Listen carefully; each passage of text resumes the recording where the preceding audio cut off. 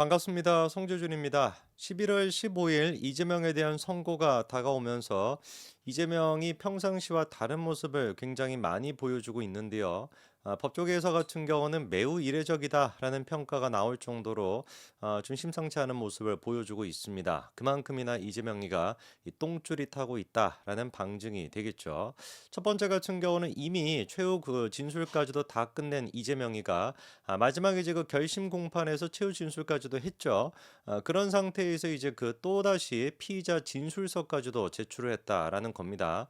법조계에서 나오는 얘기는 그렇게 최후 공판까지 다 해가지고 최후 진술까지도 한 상태에서 피의자 진술서를 추가로 내는 경우는 거의 없다라는 것인데 왜 도대체 굳이 또 이재명이가 그렇게 피의자 진술서를 또 내겠습니까? 자기가 이제 그 유죄가 나올 게 뻔해 보이니까 마지막에 이제 발악을 하는 거겠죠. 그리고 이제 두 번째 발악 같은 경우는 원래 이재명의 주특기 아니겠습니까? 뭐 듣도 보도 못한 이상한 주장을 갖다가 뉴스타파 같은 뭐 찌라시 같은 신문사가 받아주고 그거를 갖다 기사를 쓰면은 바로 대번에 이재명이가 지 페이스북에다가 공유를 하면서 개딸 여러분 이거 보십시오. 무도한 검찰이 나를 갖다가 이렇게 조작하고 있습니다. 이걸 가만히 두면 되겠습니까? 빨리 가가지고 우리가 조져야죠. 뭐 이런 식으로 지시 내리듯이 올리는 거. 그게 이재명의 주특기 아닙니까? 그래서 이번에 갑작스럽게 또 오마이뉴스 측에서 어떤 기사를 썼는데 그거를 이재명이 받아가지고 마치 세상이 뒤집어진 것처럼 난리를 쳤었죠. 그 게시물 한 가지 좀 보여주시면은 이런 식으로 이재명이가 자기 페이스북에다가 글을 써놨습니다. 근데 이 페이스북의 내용이 뭐 간단한 거예요. 다음 거 보여주시면은 오마이뉴스가 이번에 이런 기사를 썼습니다. 위증교사 마지막 재판의 녹음 파일이라고 하면서 이거를 이제 전격적으로 공개를 했는데 알고 계시는 것처럼 지금까지 이재명의 주장은 뭐예요? 위중교사에 대해서 우리가 적나라하게 알고 있는 그 내용, 김진성 씨가 기억이 잘 안 난다라고 얘기했음에도 불구하고 수차례에 걸쳐가지고 이재명이가 우리한테 맞게끔 그렇게 진술해달라 이런 식으로 진술해달라라고 요구하면서 변론 요지서까지도 그렇게 김진성한테 보냈다라는 게 그게 이제 우리가 알고 있는 녹취록 내용이죠. 근데 지난번에 결심 공판 당시에 어떻게 된 것인지 이재명 측에서 아니다 저거는 지금 주작이 된 것이다 그냥 조작이 된 것이다라고 하면서 원래 녹취록은 따로 있다면서 30분짜리를 전부 다 듣자 뭐 이렇게 주장을 했었거든요. 그래서 추가적으로 이제 공개가 됐던 게 11분 가까이 되는 녹취 파일이 있었습니다. 그 녹취 파일이 방금 전에 오마이뉴스가 얘기했던 뭐예요? 마지막 재판의 녹음 파일이라는 거거든요.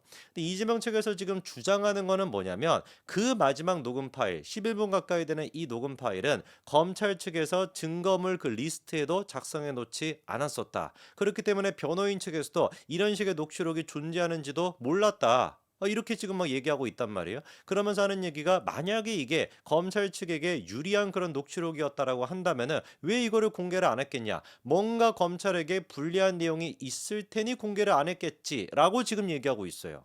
근데 방금 전에 제가 한 얘기 잘 뉘앙스 들어보셨죠, 그렇죠? 뭔가 불리한 게 있을 테니까 공개를 안 했겠지. 그거는 뭐예요? 네 생각.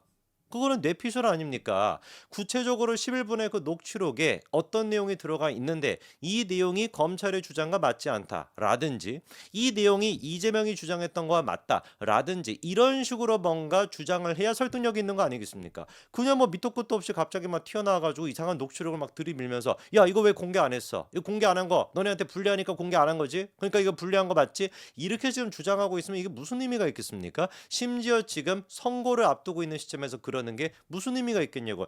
그 지금 판사님께서는 이미 녹취록을 다 들어봤을 텐데. 그래서 무슨 뭐 대단한 녹취 파일의 내용인지 알았는데 그게 아니라 다음 거 보여주시면은 그냥 별다른 내용이 없습니다. 그 녹취록에 들어가 있는 내용도 우리가 지금까지 그냥 알고 있었던 거. 김진성 씨가 마치 이재명이가 그 주장했던 게 뭐였습니까? 김진성과 그다음에 이제 김병랑 시장 두 사람이 짜고서 KBS랑 김병랑 시장 두 사람이 짜고서 검사 사칭에 대한 문제를 이재명한테 뒤집어 씌우려고 했다. 뭐 그런 식의 내용을 김진성 씨가 지금 얘기하고 있는 그런 지금 녹취록이에요. 물론 이제 우리가 시점이 중요할 수는 있을 겁니다. 만약에 예를 들어 가지고 이재명이가 그렇게 위증을 해달라라고 요청하기 전에 저런 식의 내용이 오고 갔다라고 한다면 저거는 의미가 있을 수가 있겠죠. 왜? 야 이거 봐봐라. 우리가 위증을 요청하기도 전에 위증 그 문제가 됐던 녹취록이 이루어지기도 전에 김진성 씨가 먼저 얘기하지 않냐. 김명란 시장이랑 KBS 양측이 짜고서 이재명한테 검사층을 뒤집어 씌우려고 했다. 이거를 김진성 본인 스스로도 알고 있었던 거 아니야? 이렇게 되면 의미가 있을 수가 있습니다. 근데 만약에 위증을 다 요구를 해놓고 그리고 난 다음에 저런 식의 통화가 이루어졌다라고 한다면 저 통화가 무슨 의미가 있겠습니까? 이미 그 위증을 통해 가지고 김진성 씨가 위증을 하겠다라고 마음을 먹고 그리고 난 다음에 저 통화 내용이 무슨 의미가 있겠냐고요. 저 통화도 마찬가지로 위증하겠다라는 그 맥락 속에서 이재명한테 맞는 얘기만 지금 해주는 걸 수도 있잖아요. 실제로 그렇기 때문에 시점이 중요한 것인데 보니까 그 시점이 기가 막힌 겁니다. 검찰 측에서 저 부분에 대해서 벌써 다 해명을 내놨는데 해명이 간단한 거예요. 이재명이가 위증을 요청했던 시기가 2018년도 12월 22일 그리고 24일입니다. 그때 이제 김진성한테 전화를 걸어가지고 위증을 했던 것이고 요청을 했던 것이고 그리고 난 다음에 12월 31일 그리고 2019년도 1월 7일 두 번에 걸쳐 가지고 김진성 씨가 진술서를 작성했는데 그거를 친히 이재명 쪽에서 어떻게 하냐 검수까지 합니다. 그리고 난 다음에 김진성한테 자신의 요구대로 위증해 줄 것을 확인까지 했던 게 1월 7일이에요. 그리고 난 다음에 바로 다음날 1월 8일에 방금 전에 저 내용이 오고 갔던 겁니다. 그럼 이게 무슨 의미가 있냐고요. 이미 바로 전날 1월 7일 날 김진성 씨가 진술서까지 써가지고 이재명 측에 보내줘가지고 검수를 받고 내가 위증을 하겠소이다라고 1월 7일까지도 확인을 한 다음에 1월 8일에 전화를 걸어가지고 저런 내용을 얘기한다라고 한다면 저게 도대체 무슨 의미가 있습니까? 위증하겠다라고 하는 사람이 위증을 이런 식으로 하겠다라고 지금 그냥 확인받는 거에 불과한 거 아니에요? 그래서 검찰이 딱 얘기하는 게 뭐냐? 야 이거 잘 됐다. 그래 뭐 우리가 그냥 뭐 안 했는데 오히려 이게 이재명이가 위증을 교사했다라고 하는 결정적인 증거가 될 수 있다. 입증할 수 있는 증거가 될 수 있다. 검찰이 지금 거꾸로 그렇게 얘기하고 있습니다. 그러니까 이재명이가 매번 이런 식의 잔머리 굴리고 그 뭐 나쁜 머리 가지고 잔머리 굴린다 해서 무슨 답이 나오겠습니까? 아무런 의미가 없는 것이지. 결국에 또 혹 되려고 했다가 혹을 갖다가 지금 더 붙인 거예요. 지금 혹 붙일 얼굴도 지금 없는 상태인데.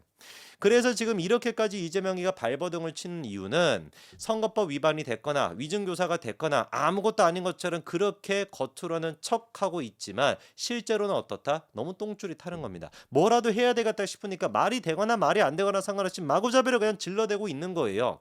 그러나 내부 사람들은 어떻겠습니까? 그 공포의 분위기를 벌써 감지를 하고 그 공포의 분위기에 맞춰서 스멀스멀 뭐를 준비하겠습니까? 자기의 위치를 세울 기회를 틈나고 있겠죠. 그게 대표 주자가 이번에 누구였던 거예요? 김동연과 김경수 두 사람이었던 겁니다. 이번에 이제 단독 기사가 나왔던 것이 극비로 독일에서 회동을 했다라는 건데 아시는 것처럼 김경수 같은 경우는 지금 독일에 있지 않습니까? 그리고 또 김동연 같은 경우는 지난번에 5박 7일 일정으로 오스트리아, 네덜란드, 독일을 방문해가지고 뭐 어떤 일정이 있었다라고 하는데 그런데 지금 이거는 뭐 다 의미가 없고 사실상 귀국을 앞두고 있었던 김동연이가 급작스럽게 독일 방문을 마치고 난 뒤에 따로 김경수랑 자리를 가졌다 이런 지금 보도가 나왔습니다. 물론 이 부분에 대해 가지고 지금 뭐 김경수 측에서도 아니 뭐 별거 아닌 것이고 김동연 측에서도 아니 뭐 별거 아니다. 뭐 만났는지 안 만났는지 확인해 줄 수 없다. 이런 입장이지만 사실 뭐 만난 거야 뻔한 것이겠고요. 그리고 친명계 같은 경우는 애써 뭐라고 얘기하고 있냐? 이재명 대표에 대한 1심 선고가 어떤 식으로 나오든 리더십에 큰 타격이 없을 것이다. 이런 식으로 지금 떠들어는 대고 있는데 문제가 뭐겠습니까? 떠들어대면 떠들어댈수록 반대로만 우리가 생각하면 되는 거거든요. 그런 거 아니겠습니까? 정말로 무죄가 나올 거라고 한다면 뭐하러 저런 식으로 매우 이례적인 행동을 하겠으며 정말로 이게 무슨 뭐 1심 선고 이후에 리더십에 타격이 없다라고 한다면 뭐하러 저런 식으로 오버해가지고 얘기하고 있겠냐고요. 누가 보든지 간에 1심 결과로 인해서 타격을 받을 수밖에 없다라는 거 아니겠습니까? 실제로 지금 민주당 쪽에서는 비명계를 중심으로 해가지고 이재명이가 1심에서 물론 이거는 1심입니다. 대법원 확정 판결은 아니라. 그러나 1심에서도 피선거권 박탈형까지의 어떤 그런 형고가 나오게 된다면은 이게 벌금 100만 원만 넘으면 그렇게 되지 않겠습니까? 그것만 나오게 되더라도 뭔가 지금 이제 김부겸을 중심으로 해가지고 새로운 어떤 3긴 체제가 만들어지는 거 아니냐. 김부겸, 김동연, 김경수 3명의 이제 3김으로 인해 가지고 비명계를 결집시켜 가지고 이재명 체제를 뭔가 대체하겠다. 이런 식의 움직임을 보이지 않겠냐라고 하는 전망이 나오고 있는데 당연히 그렇게 될 수밖에 없을 겁니다. 그게 아니고서야 극비로 독일에서 뭐하러 회동을 하겠습니까? 사실 이번에 독일에서 만난다라고 한다면 이거는 극비로 만났다라고 한다면 언론화가 될 수가 없죠. 당연한 거 아니겠습니까? 아니, 독일에서 만나는데 그거 뭐 어떻게 기자들이 확인하겠습니까? 이거는 김동연 측이나 아니면은 김경수 측에서 기자들한테 흘려준 거예요. 그리고 왜 하필이면은 지금 국내에서가 아니라 독일에서까지 그런 식으로 회동을 해가지고 기사거리를 만들어내겠습니까? 시간이 별로 없잖아요. 다음 주면 이제 이재명에 대한 선고가 나오다 보니까 그 전에 이런 식의 회동을 한다라는 식의 시그널을 주는 거죠. 누구한테? 친문계한테, 문재인한테. 그래서 비명계 잘 듣고 계시죠? 친문들 잘 듣고 계시죠? 우리 그냥 넋 놓고 있는 거 아닙니다. 이재명에 대한 선고가 어떻게 나오는 거 그거에 따라서 우리가 반응할 준비를 하고 있습니다. 라고 하는 거를 지금 다 시그널을 주고 있는 것이죠.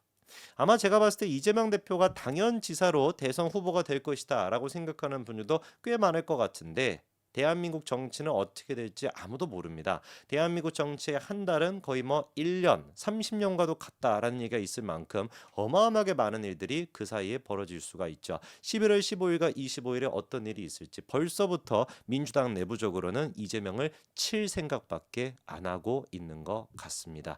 여기까지 말씀드리겠습니다. 감사합니다.